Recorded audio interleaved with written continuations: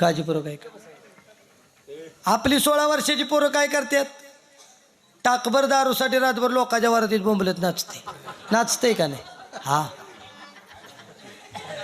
तरी तुमचं गाव भाग्यवान आहे. तुमचं गाव भाग्यवान आहे. हिता आल्या मंडपात सगळी तरुण मंडळ होतं. हातातनं पिशवी घ्यायला सुद्धा तरुण मंडळ. समाधान वाटलं मला. तरणा भाग्यवंत असे हरी कीर्तनी दिसे. हा, तरुण मुलं इकडं पारायणाकडे पाहिजेत. जेवायला येणारा कार्यकर्ता बी तरुण.